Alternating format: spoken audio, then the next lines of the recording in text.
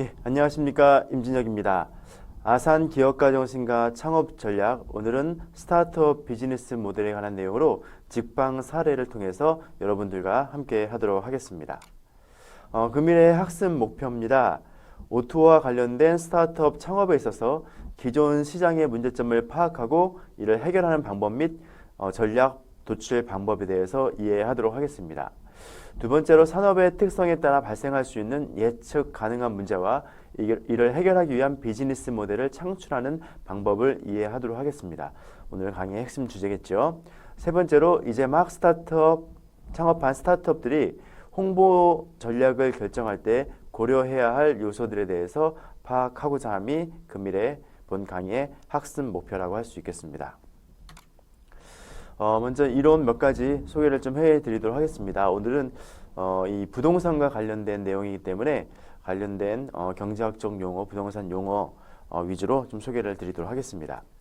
먼저 우리가 이해해야 할 중요한 키워드 중에 하나가, 본 강의의 키워드 중에 하나가 바로 정보의 비대칭성이란 것입니다. 말 그대로 정보가 비대칭적으로 주어졌을 때 어떤 문제가 발생되느냐에 관한 건데, 언급된 내용을 좀 소개를 해드리도록 하겠습니다. 정보 경제학에서 각 거래 주체가 보유한 정보의 차이로 인해 불균등한 정보 구조를 갖는 현상을 의미합니다. 즉, 시장의 거래 주체 중 한쪽만이 특정한 정보를 갖는 경우 우리는 정보의 비대칭성이 나타난다는 겁니다. 이런 정보의 비대칭성은 대리인 문제, 역선택의 문제, 그리고 도덕적 해이 등이 발생됩니다. 그럼 대리인 문제는 뭐냐? 아마 우리 학창 시절에 우리 사회과에서 공부하신 분들은 얼추 기억을 하시겠습니다만은 이런 겁니다. 쉽게 말씀드려서 주인이 모든 일을 다 수행하기에는 어려울 겁니다. 시간적으로, 여건적으로. 이로 인해 대리인을 세워, 특히 기업 같은 경우에는 전문 경영인을 세워서 적절한 보상, 경제적인 보상을 해주면서 권한을 위임하게 되죠. 즉, 대리인이 이렇게 발생하게 됩니다. 그렇다면 이 주인 입장에서는 대리인에게 기대하는 건 뭘까요? 맞습니다. 대리인이 열심히 노력을 다해서 자신이 받은 경제적 보상 이상으로 성과를 창출해 주기를 원하는 것이죠. 하지만 어떻습니까? 대리인이 과연 그 주인 혹은 주주의 기대만큼 열심히 할까요? 이때 정보가 비대칭적으로 공유됩니다. 즉, 주주는 혹은 주인은 대리인을 24시간 감시 통제할 수 없기 때문에 이들이 어떤 행동을 하는지, 어떤 생각을 하는지 절대 알 수가 없습니다. 이런 식으로 정보가 비대칭적으로 주어지기 때문에 대리인 문제는 1차적으로 발생됩니다. 하지만 대리인 문제가 더 심각한 것은 바로 역선택과 이 도덕적 해이를 발생시킨다는 것입니다. 역선택은 뭐냐? 말 그대로 정보가 비대칭적으로 주어지기 때문에, 즉 대리인에게는 더 많은 정보가, 혹은 주주에게는 적은 정보가 흘러들어가기 때문에 주주 입장에서는 아주 냉정하게 객관적으로 대리인을 파악할 수 어렵다는 것이죠. 때로는 대리인의 능력보다 더 많은 급여를 준다든지, 때로는 대리인의 능력을 과대평가한다든지, 이로 인해 잘못된 선택을 하는 역선택 문제가 이 정보의 비대칭성으로 발생되기도 합니다. 또한 이 도덕적 해이는 잘 아시는 것처럼 말 그대로 대리인은 어떤 정보의 비율규칙, 비대칭적인 제공으로 인해서 주주가 혹은 주인이 보지 않는 곳에서 도덕적인 해이 행동, 윤리적인 어떤 규범에 위배되는 행동을 하는 경우가 발생됩니다. 이를 우리는 도덕적 해이 등이라고 설명할 수가 있겠습니다.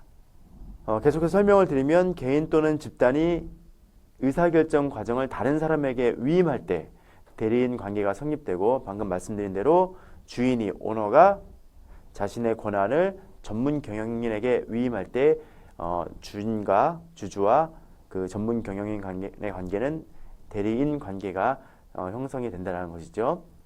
위임을 하는 쪽과 대리인 간에는 정보의 비대칭성으로 대리인 문제가 발생된다라는 것입니다.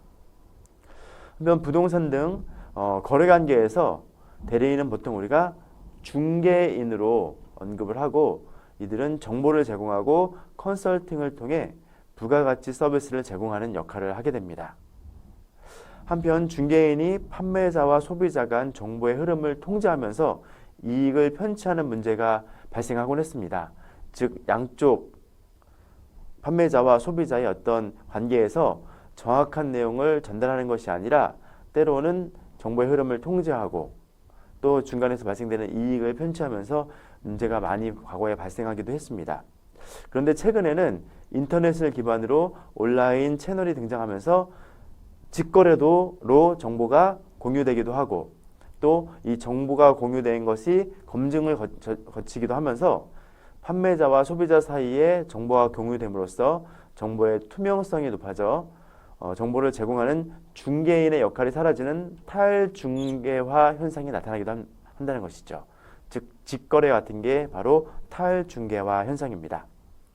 한편 부가가치 서비스의 제공은 단순한 정보 제공 기능과 달리 아직 부분적으로만 자동화되었고 교환해야 될 정보가 복잡한 경우 정보가 너무 많고 복잡할 경우 이용자는 직거래하기에는 위험을 느낀다는 것이죠. 이용자의 편의를 위한 재중개 현상으로 부가가치 서비스를 제공하는 중개인은 살아남게 된다는 것입니다.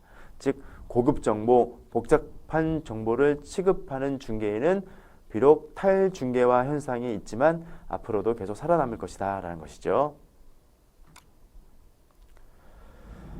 미들맨 시대의 저자 마리나 크라코프스크는 중개인, 방금 설명드린 중개인의 역할에 대해서 보시는 것처럼 6가지로 구분해서 설명하고 있습니다. 먼저 중개인은 교량자 역할을 한다는 것이죠. 말 그대로 브릿지, 물리적, 사회적, 시간적 거리를 좁혀서 거래를 활성화하는 이런 교량자 역할을 한다는 것입니다. 두 번째로 중개인은 인증자 역할을 하게 됩니다.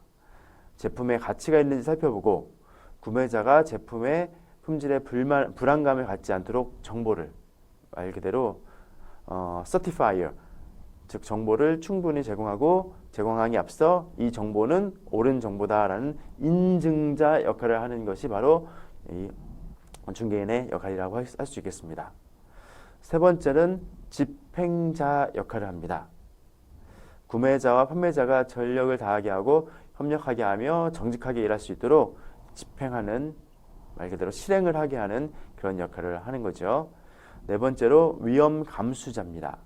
위험 회피 성향이 강한 거래 상대를 위해 거래의 변수나 다양한 형태의 불확실성을 줄여주는 아무래도 직거래라든지 판매자든 구매자든 상대방이 누군지에 대해서 많은 궁금증과 또 거래에 대한 불확실성이 많이 있을 텐데 중간에서 중개인이 역할을 해준다면 그런 불확실성을 충분히 낮출 수 있다는 것이죠. 다섯 번째로 안내자 역할입니다. 성가신이를 줄여주고 정보의 홍수 속에서 고객이 올바른 결정을 내릴 수 있게 가이딩을 해준다는 것이죠. 마지막으로 보호자 역할을 합니다. 고객이 지나치게 탐욕적이거나 자기 홍보를 지나치게 하거나 대립을 일삼는 사람으로 간주되지 않고서도 원하는 것을 얻을 수 있도록 계속 보호해주는 역할, 이런 6가지 역할을 중개인은 하게 된다는 것입니다. 아마 중개업을 꼭 부동산이 아니더라도 이런 중개업 관련된 비즈니스를 하는 사람들은 이런 6가지 역할에 대한 이해를 반드시 해야 할 것입니다. 이제 부동산 산업으로 들어가서 우리나라 역사를 통해 부동산 중개를 좀 살펴보도록 하겠습니다. 우리나라에서 부동산 중개는 고려시대 객주에서 시작됩니다. 객주는 거래를 알선하는 일종의 위탁 매매 업체를 말합니다. 객주에서 타인 간의 거래를 성사시키는 일을 거간이라고 했고 집과 토지를 비롯한 부동산 매매, 임차 및 전당 등을 주로 중개하는 가거간이 고려시대 이후에 본격화되었습니다. 한 기록에 따르면 다른 사람의 주택 혹은 방을 임대하여 생활하는 형태는 조선시대 말부터 성행했고 사글세, 월세, 전세 등 우리나라의 주요 주택 임대 형태는 약 100년 경부터 나타난 것으로 확인되고 있습니다. 이후 우리나라는 도시화, 상업화로 인해 주거지간제에 빈번하게 이동하는 상황에 처했습니다. 많은 사람들이 서울로 이동했고 서울 안에서도 지역을 찾아 이동을 했겠지요. 대도시인 서울과 평양에 이른바 복덕방이라는 중개 사무실이 차려졌고 이것이 바로 지금의 공인중개사의 전신이라고 할 수 있겠습니다.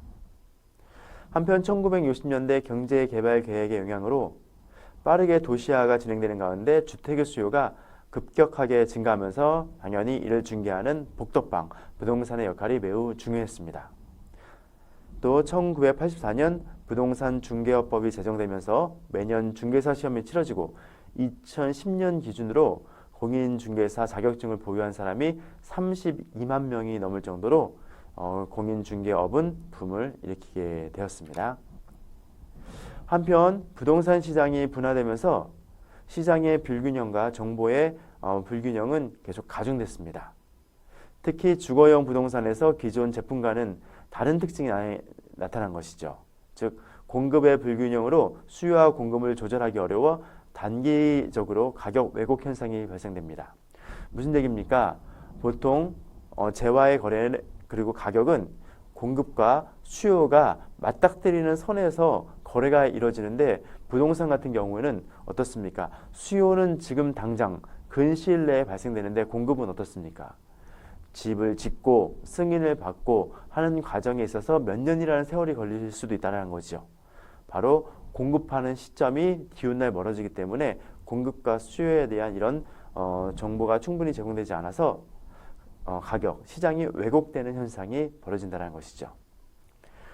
통계청에 의하면 부동산 산업의 전체 매출액은 2007년 기준으로 42조 원에서 3년 후인 2010년 59조 원으로 상승하고 2011년부터는 좀 감소하기 시작해서 2014년 기준 50조 원 정도로 축소된 형태이긴 합니다.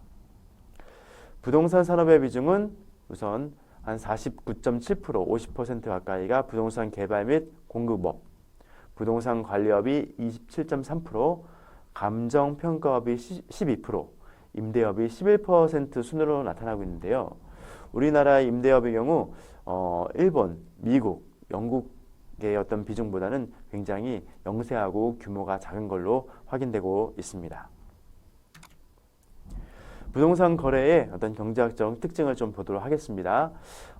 부동산은 인간이 우리가 삶을 살아가는데 아주 기초가 되는 기본재인과 동시에 상품의 특성상 개별 물건의 품질 격차가 매우 큰 특징을 보유하고 있습니다. 또한 주변 정보 파악에 많이 어려움이 따르는 자본적 속성이 있어 경제재라는 특수성도 보유하고 있습니다. 경제재가 뭔가요? 바로 희소해서 자본을 투입해서 투자해서 구입할 수 있는 것들을 경제재, 즉 자유재와 반대되는 개념의 경제재라고 할 수 있겠죠. 우리나라 부동산 시장에서 거래되는 주택 상품은 소비재이며 동시에 투자재이기도 합니다. 즉 개별 소비자가 소비하는 소비재임과 동시에 부를 축적하는 그리고 투자를 통해서 더 많은 부를 창출하는 투자재 역할을 하고 있다는 것이죠. 주거용 주택시장은 매매 외에 전 세계 우리나라만 있는 전세 그리고 보증부 월세 제도가 있습니다. 또 보증부 없이 매월 사용료를 지불하는 월세, 또 몇 달치 월세를 한꺼번에 내는 사글세 등으로 다양하게 지금 존재를 하고 있습니다. 한편 부동산 시장은 부동산만의 독특한 특성으로 인해 완전 경쟁 시장과 같이 효율적으로 자원을 배분하기는 어렵습니다. 보시는 표를 보시면 완전 경쟁 시장과 부동산 시장의 특징을 보여주고 있습니다. 완전 경쟁 시장은 뭘까요? 말 그대로 시장 안에서 정보가 완결하고 동일한 상품이 거래하고 다수의 참여자가 시장에 공존하는 시장을 완전 경쟁 시장이라 한다면은 부동산 시장 같은 경우에는 아까 말씀드린 대로 마치 정보가 비대칭적이고 임차인이 임차하고자 하는 집을 혹은 주택에 대한 정보를 모두 얻기에는 굉장히 한계가 있습니다. 시간적으로, 지리적으로. 두 번째로 상품의 이질성이 굉장히 다양하다는 것입니다. 비슷한 가격대라도 집의 상품, 주택이라는 상품이 굉장히 이질적이고 라는 것이죠. 또 고가성, 굉장히 가격이 높기 때문에 소수의 시장 참여자가 존재합니다. 한편 완전 경쟁 시장에서는 일물 일가의 법칙이 적용됩니다. 즉 한 가지 물건에는 한 가지 가격이 있다. 이를 통해 완전 경쟁이 이루어진다라는 것이지만 부동산 시장에서는 어떻습니까? 일물 일가의 법칙이 적용되지 않기 때문에 자원이 비효율적으로 배분되는 문제가 발생되고 있기도 한다는 것이죠. 이처럼 부동산 시장은 부동산만의 독특한 특성으로 인해 방금 설명드린 바와 같이 완전 경쟁 시장과 같이 효율적으로 자원을 배분하기는 어렵고, 또한 개별성이나 부동성 때문에 부동산에 대한 정보가 부족하여 거래 참여가 쉽지는 않습니다. 이렇게 정보를 모르는 상태에서 거래된 가격을 우리는 왜곡된 가격이다 라고 합니다. 또한 개별성 때문에 표준화된 제품이 존재할 수 없고, 또 상품 자체가 비싸기 때문에 시장 참여자가 적게 됩니다. 또한 부동성 때문에 국지적 시장이라는 특징을 가지므로 동산처럼 전국적인 시장이 형성되기도 어렵기에 부동산 시장을 불안하게 만드는 요인이 되는 것이 바로 부동산 거래 시장의 특징이다라고 할 수 있겠습니다. 또한 주택은 특성상 내구성이 높아 한번 지어놓으면 잘 사라지지 않으므로 주택이 오랫동안 존재하면서 주인이 여러 번 바뀌는 주택 순환 현상이 발생되고 있습니다. 또한 하향 여가 현상 이런 것들이 발생하는데요. 이는 뭐냐? 고소득층이 사는 집은 시간이 지나면서 노후화되고, 고소득층은 또 다른 새로운 집으로 이사를 가면 그 주택에는 저소득층이 들어오는 여가 현상이 발생되고, 결국 고소득층과 저소득층이 나누어지는 주거 분리 현상이 발생되는 것이 바로 부동산 거래 시장의 특징이다라고 할 수 있겠습니다. 한편 우리나라 중개인은 주택 임대 업무와 함께 부동산 자산 관리 업무를 겸하는 경우를 종종 목격할 수 있습니다. 부동산 자산 관리 업무는 부동산을 취득하고 소득하고 매각하는 일련의 의사결정 과정에 이 부동산 중개인이 임대인에게 깊이 관여돼서 도움을 주고 컨설팅을 해주는 형태를 의미합니다. 부동산 주택관리 사업이 시설관리와 같은 단순한 건물 및 주택 관리에 머문다면 국내 우리나라의 부동산 임대관리 업무는 운영관리 전반을 담당하여 실질적으로 부동산 주택관리 업무까지 총괄하는 형태로 보여지고 있습니다. 실질적으로 동네 부동산에 가면 여기 계신 우리 부동산 사장님과 이 집을 임대를 놓으려는 그 집주인과 유기적인 관계를 많이 갖는 것을 우리는 쉽게 동네에서 목격할 수 있겠습니다. 우리나라의 주거 건물의 특징을 보면 우선 아파트가 62%로 절대적으로 높고, 단독주택 20%, 다가구 주택 9%, 다세대 6%, 연립주택 2% 전으로 구분되는데, 원룸, 투룸과 같은 방은 소유권에 따라 다가구에 속하게 됩니다. 한편 우리나라 전체 가구 수가 1,800만 가구라고 했을 때 그 중에 44%인 약 800만 가구가 임차 가구인 것으로 나타나고 있습니다. 또한 부동산 시장은 주택, 토지, 빌딩 등 다양한 상품으로 구성되어 동일한 주택 상품일지라도 물리적 위치에 따라 가치가 달라진다는 것이죠. 동일한 평수, 비슷한 재질로 주택을 꾸몄다 할지라도 강남에 있냐 혹은 강북에 있냐 저 지방에 있냐에 따라서 가치가 달라진다는 것입니다. 먼저 관여 정도의 차이에 따라서도 가치가 달라지는데요. 거래가 자주 발생하지 않고 구매 시 상당한 고민을 동반하기에 이 부동산 시장을 우리는 고관여 시장이다라고 합니다. 고관여 시장은 말 그대로 고관여, 어떤 의사결정을 할 때 굉장히 많은 고민을 통해서 결정한다라는 제품이 바로 고관여 제품 상품이겠죠. 하지만 최근에는 인터넷 또는 모바일로 인해서 상품의 특성이 많이 오픈됐습니다. 점차 고관여에서 저관여 상품으로 이동할 수 있는 환경적 특성이 갖춰지고 있다는 것입니다. 또한 수요가 많은 지역은 높은 땅값, 건축비, 그리고 필요한 부지가 부재하며 장시간 건축 시간으로 미스매치가 발생하여 거래 물량이 많은 곳을 중심으로 부동산 거래가 이뤄지는 경향을 우리는 목격할 수가 있겠습니다. 예, 지금까지는 우리나라 부동산 거래의 특성에 대해서 좀 살펴봤습니다. 중요한 맥락은 정보의 비대칭성으로 인해서 여러 가지 문제가 있고 이런 것들이 시장에서 새로운 수요와 또 비즈니스 모델을 창출한다는 것이죠. 그런 의미에서 잠시 후에 직방의 사례를 한번 보도록 하겠습니다. 한 가지 더 이론을 살펴볼 텐데요. 스타트업에서 중요한 비즈니스 모델에 대한 이론을 좀 소개를 해드리도록 하겠습니다. 비즈니스 모델은 조직의 구조, 프로세스, 시스템을 통해 실현할 수 있는 하나의 전략적 청사진이라는 것입니다. 즉, 한 조직의 비즈니스 모델을 바라본다라면은 이 조직이 어떤 방향으로 어떤 전략에 의해서 움직일 것이다라는 전략적 청사진을 확인할 수 있다는 것입니다. 또한 성공적인 비즈니스를 이끌어 가도록 하는 주요 구성 요소별 전략 수립을 위한 방향성을 제공하게 되고 기업이 고객을 위한 가치를 어떻게 창조하고 전달하는지 또 어떤 방법으로 돈을 버는지 수익을 획득하는지 하나의 스토리로 비즈니스 모델은 구현될 수가 있다는 것입니다. 아주 간단하게 심플하게 비즈니스 모델의 어떤 도식을 표현한 것입니다. 즉 비즈니스 모델에서는 이런 내용들이 들어가야 된다는 것이죠. 누가 제품이나 서비스를 제공하는 주체가 무엇을 자신의 상품이나 서비스를 누구에게 내가 타겟팅한 고객에게 어떤 방식으로 전달을 해서 얼마를 얻는가를 하나의 스토리텔링으로 전달하는 것이 바로 비즈니스 모델입니다.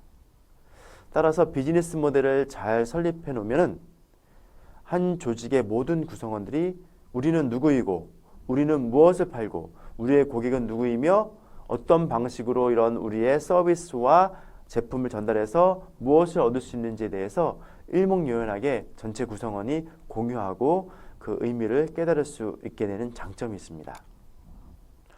비즈니스 모델은 여러 형태로 구현되는데 최근 가장 많이 쓰이고 각광받는 모델이 바로 이 BMC라고 불리는 비즈니스 모델 캔버스입니다.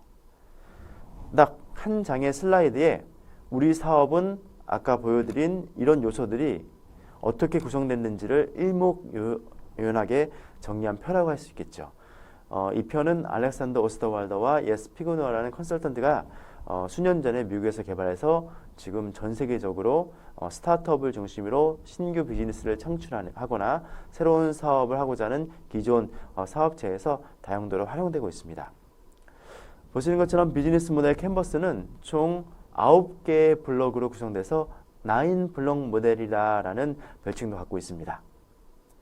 먼저 보시면은 Key Partners, Key Activity, Key Resource, Value Proposition, Customer Relationship, Channels, Customer Segments, Cost Structure, Revenue Stream 이렇게 나눠져 있는데요. 이 비즈니스 모델을 바라보는 순서가 있습니다.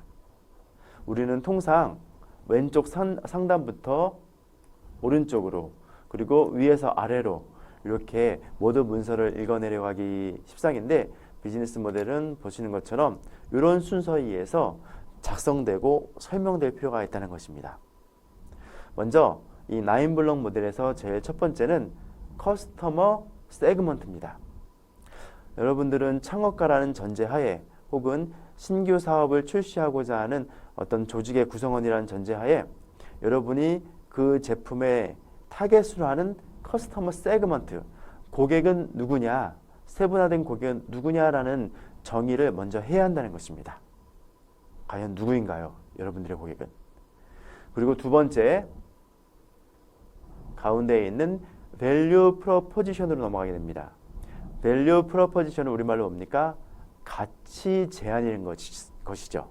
즉, 내가 타겟팅하는 고객에게 나는 어떤 가치를 제공할 것이냐, 새로움을 줄 것이냐, 디자인적인 요소를 줄 것이냐, 편리함을 줄 것이냐, 남들이 제공하지 않는 가치는 무엇이냐라는 관점에서 가치 제안을 만들어내야 한다는 것입니다. 세 번째로는 바로 채널입니다.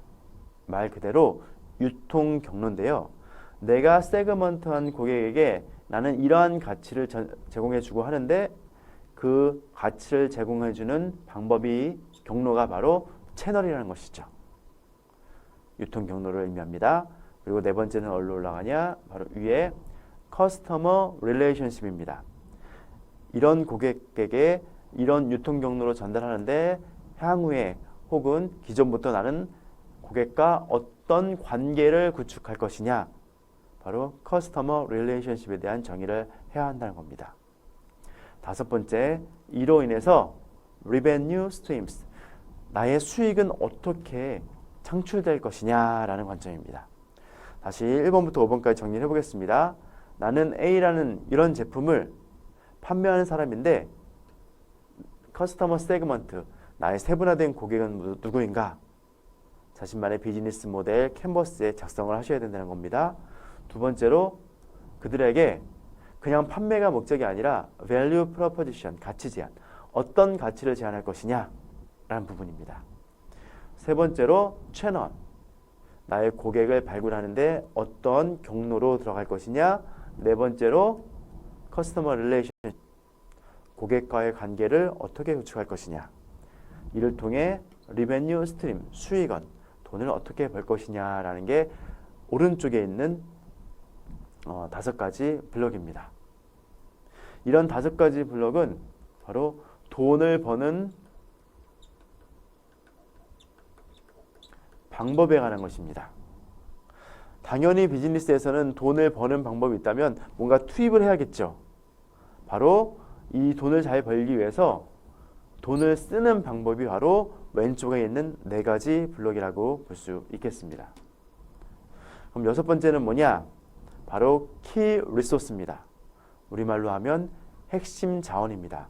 이런 5가지를 잘 하기 위해서 내가 갖고 있는 핵심 자원은 뭐냐라는 관점인 것이죠. 그리고 7번째는 key activities. 내가 이런 5가지를 잘 하기 위해서 진짜 나에게 중요한 활동은 무엇이냐? 판매냐, 제조냐, AS냐? 정의를 해야 한다는 것입니다. 그리고 비즈니스라는 것은 절대 혼자 할 수는 없겠죠. 누군가의 도움을 주거나 받거나 하는 파트너 관계가 중요한데 키 파트너스, 나의 고객은 누구냐, 파트너는 누구냐? 마지막으로 코스트 스트럭처, 비용 구조. 이런 6번 키 리소스, 7번 키 액티비티, 8번 키 파트너를 잘 오게나이징 할 때 요구되는 코스트, 비용은 무엇이냐? 라는 이 4가지가 바로 돈을 쓰는 방법이겠죠. 즉 이런 비즈니스 모델 캔버스는 보시는 것처럼 양 날개가 균형 잡히게 제시됩니다. 한쪽은 돈을 버는 방법, 또 돈을 잘 벌기 위해서 투입해야 하는 방법이 적절히 조화된다면은 아까 좀 전에 말씀드린 대로 비즈니스 모델 캔버스에서 제시하는 조직의 전략적 청사진, 방향성 이런 것들이 일목요연하게 하나의 스토리로 제시될 수 있다는 것입니다. 그럼 하나하나의 비즈니스 모델 캔버스에 대해서 좀 소개를 해드리도록 하겠습니다. 첫 번째, 좀 전에 말씀드린 대로 비즈니스 모델 캔버스의 첫 번째 블록은 커스터머 세그먼트라는 말씀드렸습니다. 말 그대로 고객 세분화라는 것이죠. 세그먼트는 세분화라는 뜻이니까요. 당연한 얘기입니다.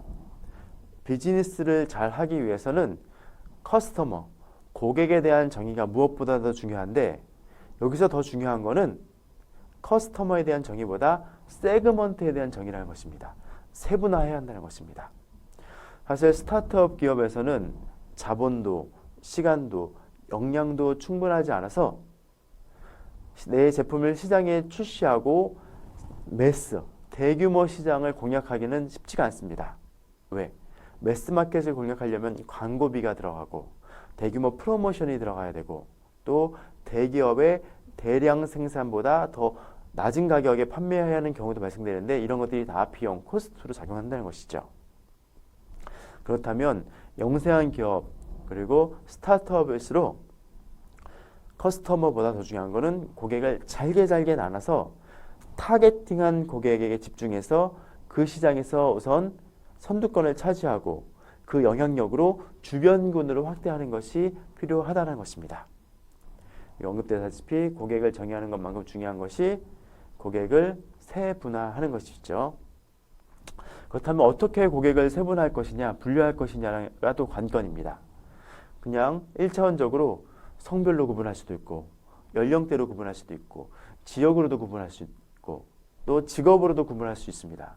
하지만 이는 극히 일반적인 구분법이어서 차별화된 비즈니스 모델을 형성하는 데는 한계가 있습니다. 여기 보시면 고객을 분류하는 방법을 몇 가지 제시해 놨습니다.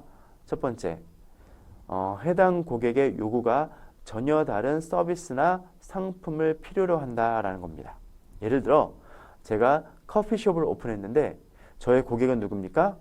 일반적으로 내 카페를 찾아주는 모든 사람, 이렇게 놓고 사업을 시작하는데 스타트업일수록 비록 내 카페를 찾아주는 다양한 사람이 있지만 이를 세그먼트 할 때, 그리고 우리가 마케팅에서는 이를 STP 전략이라고 하는데 세그먼트 타겟팅 포지셔닝, 나누고 그 중에 한 분류를 타겟팅하고 그 분류에 타겟팅한 분류에 우리 제품과 서비스가 어떻게 포지셔닝, 이미지로 갇힐 것인가 라는 전략을 취해야 한다는 것이죠. 예를 들어 제가 카페를 하는데 A라는 손님은 매일 와서 아메리카노만 구입합니다. B라는 손님은 매일 와서 하루는 아메리카노, 다음 날은 라떼, 그 다음 날은 다른 음료, 매번 바꿔서 음료를 구입해 가죠. 또 C라는 손님은 매일 와서 테이크아웃만 해갑니다. A, B, C 모두 나의 커스터머 고객이지만 작은 기업, 스타트업일수록 이들을 구분해서 이들의 요구가 다를 경우 이들은 다른 고객이다라고 정의를 해야 한다는 것이죠. 그리고 그렇게 고객 분류를 하고 그 중에 타겟팅, 아메리카노를 구입하는 손님만을 타겟팅하겠다면 아메리카노 전문점이 되는 것이고, 테이크아웃 하는 사람을 타겟팅한다면 테이크아웃에 용이하게 배달 서비스를 추가한다든지 혹은 쉽게 접근할 수 있도록 윈도우 매장을 연다든지 하는 형태로 접근할 수 있겠죠. 어쨌든 간에 커스터머 세그먼트에서 세그먼트가 핵심이다 라는 것입니다. 또 고객을 분류하는 방법은 해당 고객에게 접근하는 유통 채널이 다르다. 즉 접근하는, 어떤 사람은 온라인으로 접근하고 어떤 사람은 오프라인으로 접근하고 어떤 사람은 면대면으로 접근하고, 이런 식으로 유통 채널이 다르면 동일한 상품을 서비스를 구입하는 사람이라고 할지라도 다른 고객으로 구분해야 한다는 것입니다. 세 번째로 전혀 다른 유형의 고객 관계를 필요로 한다. 또 네 번째로 수익성에 있어서 현저한 차이가 있다. 다른 형태의 상품을 제공해도 기꺼이 대가를 지불할 의사가 있다. 이런 식으로 동일한 제품과 서비스를 구입할지라도 이런 식으로 다양한 니즈를 보인다면 우리는 이를 세분화해서 그 중에 한 부류를 타겟팅하는 전략, 그리고 타겟팅한 분류에게 우리 제품이 어떤 포지셔닝을 가질지에 대한 전략, STP 전략이 중요하다는 것입니다. 우선 방금 말씀드린 내용을 이렇게 다시 한번 표기를 해봤습니다. 우선 커스터머 세그먼트는 1차적으로 제품이나 서비스를 제공할 대상은 누구인가, 또 우리의 중요한 타겟은 누구신가, 중요한 타겟뿐만 아니라 2차 타겟은 누구인가, 또 누구를 위해서 여러분들은 그 비즈니스를 구현하고자 하는가, 이런 것들에 대한 스스로 한번 답을 한번 찾아보십시오. 그렇다면은 방금 설명드린 대로 이런 커스터머 세그먼트를 하기가 좀 더 용이하게 될 겁니다. 보통 우리가 고객을 들여다볼 때 시장은 이런 식으로 구분이 됩니다. 매스 마켓, 말 그대로 대규모 시장입니다.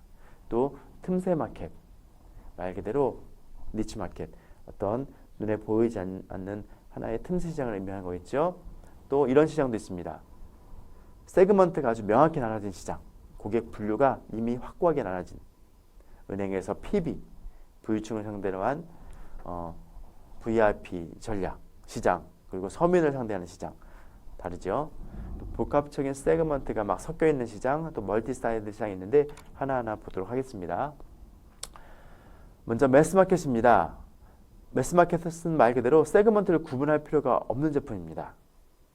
즉 가치 제한, 유통 채널, 고객 관계 등 구성 요소가 대체로 비슷한 문제를 아는 하나의 거대한 타겟입니다. 우리가 일반 가전제품 분야, 물론 가전제품에서도 고가 제품이 나눠져 있고 하지만 일반적으로 봤을 때 가전제품 분야는 우리가 매스마켓으로 볼 수 있다는 것이죠. 크게 소득 수준에 좌우되지 않고 대중을 상대로 하기 때문에 스타트업의 비즈니스 모델에서는 이 매스마켓을 통해서 새로운 비즈니스를 구현하는 건 쉽지는 않습니다. 왜? 기존에 이미 대기업들이 시장을 장악하는 경우가 많기 때문에. 그래서 스타트업은 매스마켓은 포기할 필요가 있겠다라는 것이죠. 틈새 시장입니다. 니치마켓. 특화되고 전문화된 고객 세그먼트에 상품이나 서비스를 제공하는 그런 형태입니다. 사실 틈새 시장은 경쟁자가 적어서 한번 들어간다면 성공 확률이 크지만은 틈새 시장 자체를 찾기가 좀 쉽지는 않습니다. 시장에 대해서 많은 탐색, 그리고 아이디어, 그리고 우리가 린 스타트업이라고 우리가 시장에서 통용될 거다라는 완벽한 제품을 내놓는 것이 아니라 우선 최소 기능 제품 MVP를 먼저 출시해서 시장 전 단계에 고객한테 릴리즈, 노출시켜보고 고객의 피드백을 받아서 새롭게 제품을 코딩화해서 다시 한번 출시해보고 이런 식으로 몇 바퀴를 돌아가면 이제 시장의 니즈를 명확히 알게 되는데 이런 린 스타트업에서 방법을 통해 니치 마켓은 좀 찾아갈 수가 있겠습니다. 또 세그먼트가 명확한 시장입니다. 조금씩 상이한 니즈와 문제점을 지닌 타겟 시장입니다. 좀 전에 말씀드린 대로 금융업에서는 부유한 사람들을 상대로 할지 중산층으로 상대로 할지 그 접근 방법이 달라지겠죠. 이런 시장이 또 고객 앞에는 놓여 있습니다. 한편 세그먼트가 막 혼재된 시장도 있습니다. 복합적인 고객 비즈니스 모델을 갖춘 기업은 완전히 다른 니즈와 문제점, 즉 서로 전혀 연관이 없는 다른 세그먼트에게 서비스를 제공하게 된다는 것이죠. 즉 나의 고객은 내 제품을 단순하게 구입하는 소비자로 봤는데 어느 순간 나의 고객은 나에게 제품을 소싱해주는 공급자가 내 고객이 되어 있더라. 이런 식으로 세그먼트가 막 혼재되어 있는 시장이 바로 또 하나의 시장이라고 할 수 있겠습니다. 몇 개의 비즈니스 모델을 근거로 한 기초한 몇 개의 사례를 좀 보여드리도록 하겠습니다. 아마존닷컴, 지금은 세계 최고의 유통기업이라고 불리는 아마존 어떻습니까? 아마존 초기의 비즈니스 모델은 이겁니다. 여러분 다 아시다시피 아마존은 이커머스, 온라인 상거래 사이트 아니겠습니까? 이들의 기존 혹은 초기 비즈니스 모델은 커스터머 세그먼트부터 가야 된다 그랬죠. 글로벌 소비자 시장, 북미, 유럽, 아시아들의 소비자를 대상으로 온라인 소매업이라는 가치를 통해 고객에게 접근을 했습니다. 당연히 아마존닷컴이라는 채널을 통해 유통 경로를 확보했고 또 고객 맞춤형 온라인 프로파일 및 내가 기존에 어떤 제품을 구입했으면 그와 유사한 제품이 나왔을 때 이걸 개인화 추천 서비스라고 하는데 이걸 아마존닷컴에서 처음 시행하게 됩니다. 또 아마존은 판매 마진을 통해서 이 리베뉴, 수익을 창출하는 것이 바로 아마존의 비즈니스 모델이었습니다. 그런데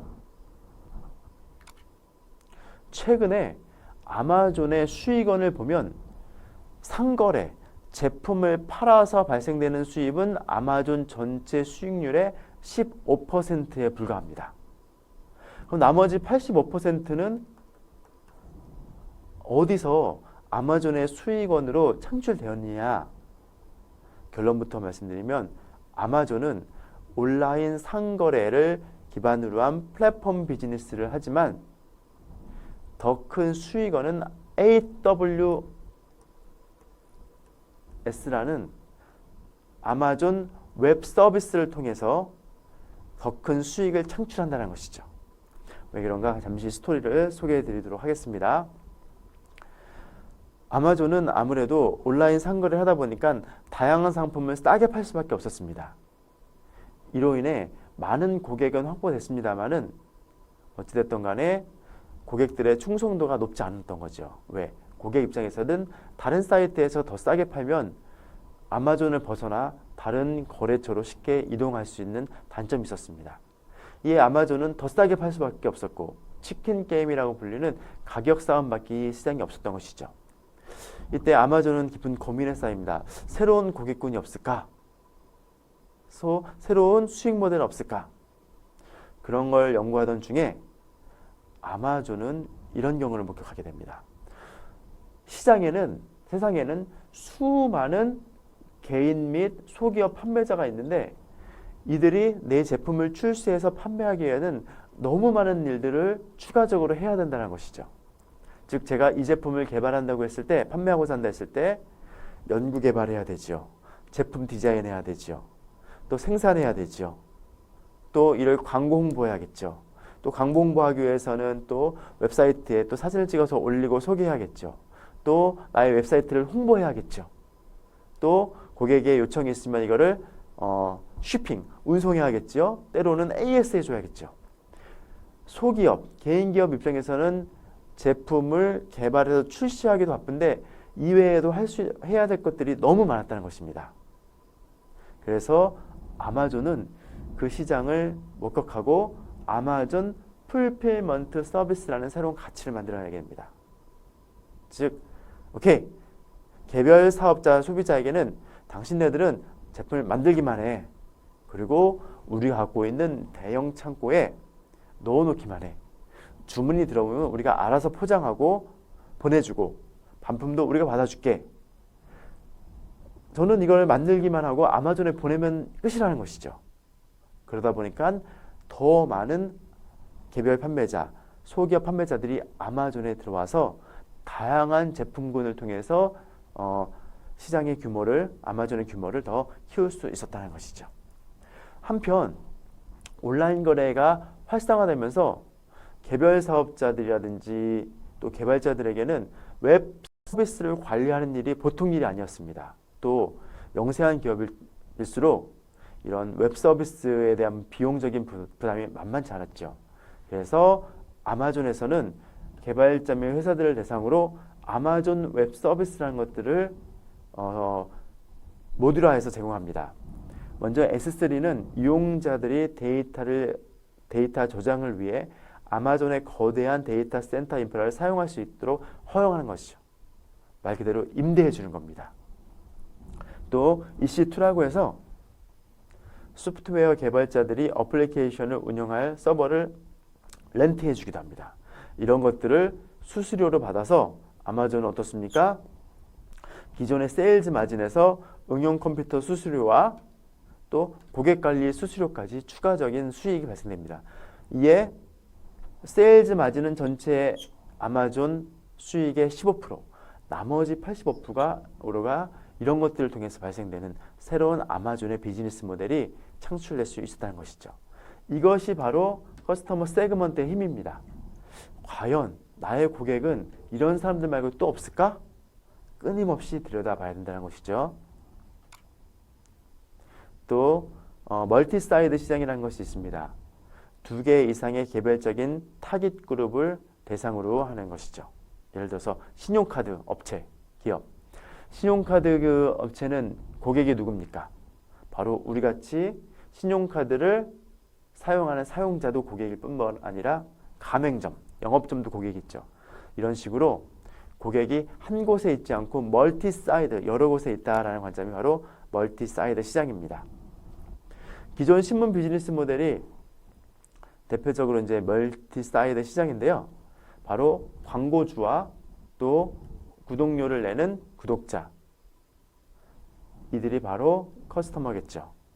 또 이들에게는 신문의 광고 공간, 지불된 구독료 이상의 지식과 정보를 제공하는 밸류 프로포지션, 가치를 제안하게 됩니다. 물론 이 자체도 멀티 사이드 시장을 잘 접근한 비즈니스 모델입니다만은 항상 스타트업은 더 세분화된 혹은 또 다른 추가적인 고객은 없을까라는 고민에서 기존 시장을 들여다볼 때 새로운 비즈니스 모델이 구현될 수 있다는 것이죠. 어떤 고객이 추가적으로 있을까요? 지금은 거의 사라졌습니다만은 조금 나이가 있으신 분들은 메트로라는 무료 신문을 한 번쯤은 경험을 해보셨을 겁니다. 어떤 건가요? 그렇습니다. 스마트폰이 등장하기 전까지는 많은 사람들이 출퇴근 시간에 그 무료함을 달래기 위해서 책을 보거나 했었는데, 메트로에서는 지하철역 앞에서 무료 신문을 나눠주는 통근자를 대상으로 비즈니스 모델을 펼쳤던 것이죠. 즉 그들에게는 도시를 포괄 통근자용 무료 신문을 배포해서 수많은 고객을 한 번에 확보할 수 있었던 것입니다. 그러자 어떤 일이 벌어졌을까요? 신문 같은 경우에는 구독자 수가 많을수록 광고의 비중과 비율이 그리고 가격이 올라가게 됩니다. 광고지면 판매 대금이라는 수익원이 이렇게 창출될 수 있다는 것이죠. 아무리 포화 시장, 경쟁이 심한 시장이라고 할지언정 커스터머를 다시 한번 재정의하고 누구를 타겟팅가 할 것인가에 대한 명확한 개념, 전략이 있었을 때 기존 시장에도 새로운 비즈니스 모델이 창출될 수 있다는 하나의 교훈입니다. 또 하나의 사례는 우리 포드 자동차 사례입니다. 포드 자동차가 혁신적인 이유는 헨리 포드가 자동차 가격을 대폭 낮춰서 자동차를 양산화시키고 대량 생산할 수 있는 시스템 구축할 수 있었다는 건데, 포드가 자동차를 저렴하게 내놓기 전에는 소수 부자를 대상으로 한, 또 그들에게 부의 상징이자 편리함을 제공하기 위한 가치를 제안했습니다. 근데 어떻게 했습니까? 제품을 포맷화해 놓고 표준화해 놓고 또 소수의 부자가 아닌 중산층을 타겟으로 한 제품, 자동차를 양산하겠다라는 시장을 새롭게 정의하면서 포드형 자동차가 이렇게 탄생할 수 있었다는 것이죠. 시장을 들여다보면 새로운 고객이 있고 그 고객을 위한 어떤 가치를 줄 것인가를 보면 새로운 비즈니스 모델이 나올 수 있다는 것입니다. 우리 복사기 시장도 한번 보면 여러분들 관공서나 혹은 전문 복사 센터를 가보면 대형 복사기를 한 번쯤 보셨을 겁니다. 이 제품은 대부분 상당수가 제록스 제품입니다. 제록스가 보시는 것처럼 대기업 관공서 대형 복사 센터를 장악하자 캐논에서는 어떻게 했습니까? 제록스가 들어가지 않은 중소기업, 대기업, 개별 부서, 개인을 타겟팅했습니다. 복사기도 컴팩트하게 작게 만들고 또 속도는 느리지만 가까이에서 사용할 수 있게끔, 또 갈아 끼우는 날 모델을 통해 본체를 아주 저렴하게 공급하고 토너를 바꿔 끼우는 그 비즈니스 모델을 통해서 수익을 창출하는 형태로 사업을 일궈가고 있다는 것입니다.